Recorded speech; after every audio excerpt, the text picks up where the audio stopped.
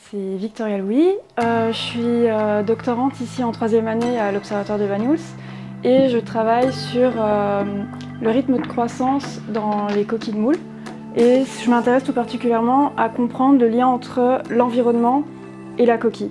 La moule, en fait, elle a un manteau, donc c'est la partie extérieure, donc quand on mange les moules, c'est la partie que l'on voit.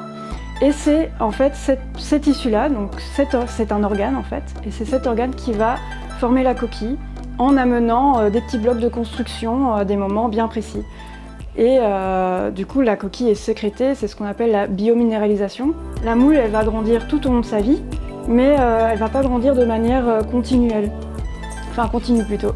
C'est pour ça qu'on va voir la formation de stries de croissance et d'incréments de croissance. Et le nombre d'incréments de croissance par jour, formés par jour, n'est pas dû au hasard et est lié en fait à son environnement.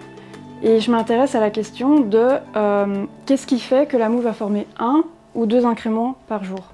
Pour les moules de Méditerranée, donc mon modèle, il a été reporté qu'en lagune, donc comme à Sas-le-Cat ou à Canet, elles forment qu'un incrément par jour. Tandis qu'en mer, ici, elles en forment 2. Du coup, ce que je fais pour ma thèse, c'est que sur 1 an, j'ai été faire des suivis de croissance à la lagune de Sas-le-Cat et ici en mer. Et il s'est révélé en fait qu'elles forment 2 incréments dans les 2 milieux. Et c'est assez intéressant parce que normalement, le dogme on va dire en sclérochronologie, c'est que les bivalves, donc comme la moule, forment 2 incréments par jour dans les milieux tidaux, donc dans des milieux qui ont des marées. Mon travail c'est dans un premier temps d'aller les marquer sur le terrain. Donc pour ça c'est un bain un peu... Au premier abord, c'est un peu spécial à voir parce que c'est vraiment un bain fluo, mais c'est pas du tout dangereux pour elles ni pour l'environnement. Et elles vont incorporer ces molécules en fait dans leur coquille. Et a posteriori, donc je reviens 1 an après, je reprends mes moules, je les coupe en 2 dans le sens de la longueur. Et là, en regardant un microscope à fluorescence, je retrouve mon marquage et je peux voir la quantité de croissance qu'elle a eue. Et pour voir les incréments, il y a une petite manip à faire en plus. On utilise la solution Mudveil, donc en gros, c'est une solution acide qui va révéler plus les incréments en resolubilisant tout ce qui est matière minérale. Donc on peut voir en fonction de la largeur de l'incrément, on peut retrouver des cycles, comme par exemple les cycles lunaires. Donc toutes les 15 jours, elle va former des incréments plus grands, plus petits, en fonction de si on aura pleine lune ou lune noire, oui.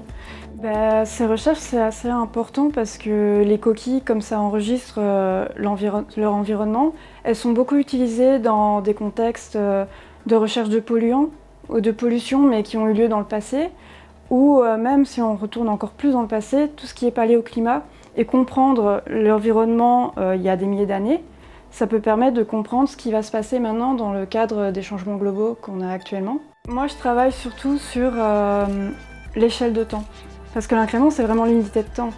Et c'est un petit peu ennuyeux de ne pas savoir à quel moment et pourquoi elle forme cette unité de temps en fait.